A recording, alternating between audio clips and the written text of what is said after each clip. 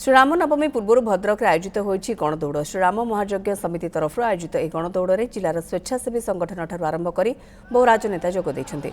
राज्य बीजेपी सभापति मनमोहन सामल सहित विभिन्न राजनैतिक दलर नेता सामिल होइछन्ति। जिलापाल कार्यालय ठार आरंभ होई गणदौड़ बाईपास स्थित जगन्नाथ मंदिर निकट में शेष होइथिला।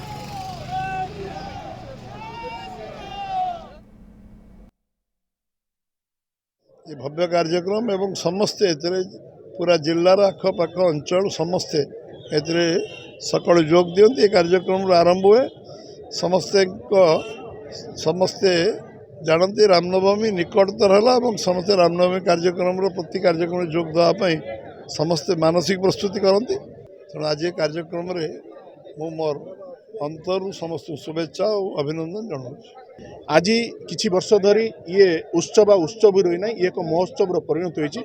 निश्चिंत एक भद्रकवासी हिसाब से आम समस्त गर्वित करवा, कारण ये जो कार्यक्रम आम समस्त को एकाकार कर एकत्रित कर राष्ट्र एकता राष्ट्र अखंडता राष्ट्र सुरक्षा आम हृदय पुनः उच्चारण कर पुनः जागृत कर। तेणु विशेषकर श्रीराम महायज्ञ समितिर समस्त कार्यकर्ता मानक आजिकार अवसर शुभेच्छा अभिनंदन ज्ञापन कर।